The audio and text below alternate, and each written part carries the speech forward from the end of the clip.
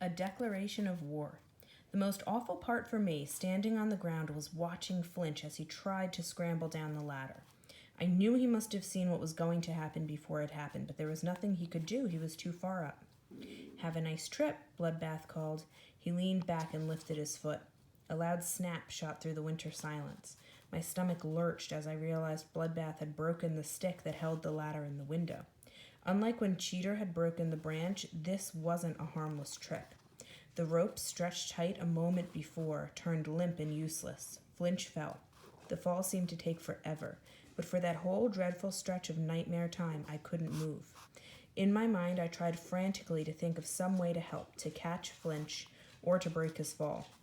In front of my eyes, he tumbled away from the wall, his hands out in front of him like someone trying to hold off a monster. But the monster was the earth, and nothing he did could hold it off. The sound Flinch made when he hit was hardly more than a dull thump, muffled by the snow, but it jolted me from my groin straight up to my guts. He rushed over. Flinch was sprawled out on the ground. Oh man, he looked like a football player who'd just been hit so hard he knew he wasn't getting up. I knelt next to him, but I had no idea what to do. Torchy reached out and touched Flinch's shoulder. "Flinch! Hey, are you okay?" There was a faint sound.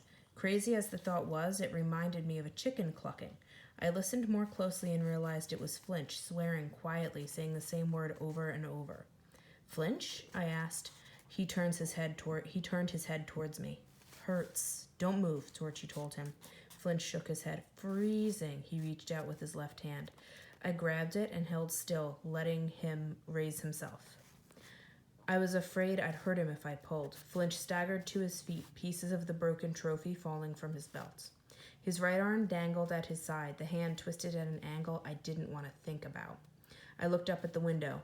"We've got to get you taken care of." "I don't want to get you in trouble," Flinch said, getting out the words through what must have been a terrible amount of pain. "They find out. No more trips." "Don't worry about it." I helped him walk around the building. Torchy went to grab the ladder and then caught up with us.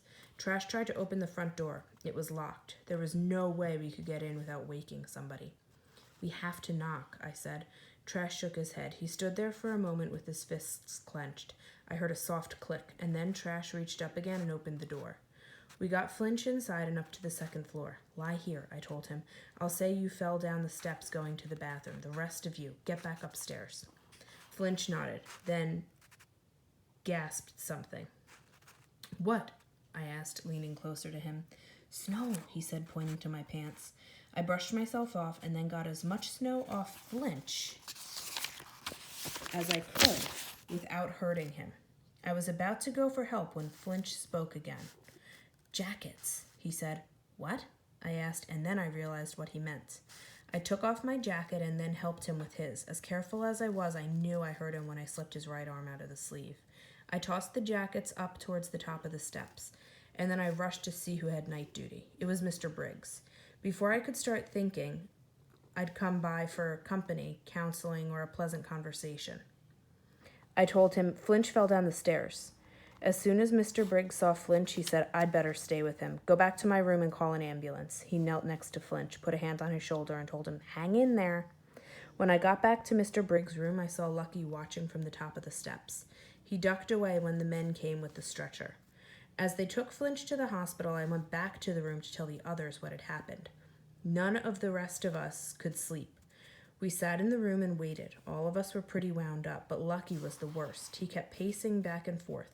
The way he acted reminded me of my dad every time he tried to quit smoking. After about an hour of pacing, Lucky dashed out of the room. "What's up with him?" Torchy asked. "Oh, no idea," I said, although I had a suspicion. Lucky returned a couple of minutes later. He stopped pacing, but he looked really strange. Nobody asked him what was going on. Nobody said much of anything. The next morning, Flinch got back from the hospital. His arm was in a cast. "Broken?" I asked. He nodded. "This is war," Lucky said. "Yeah," I agreed with him. "It's time to pay Bloodbath back." "How?" Torchy asked. "Well, I don't know," I said, "but sooner or later, we'll get a chance." That chance came sooner than I'd expected. And I just want to go back to this other page. It says, Trash, Lucky, Cheater, Torchy, Martin, Miss something.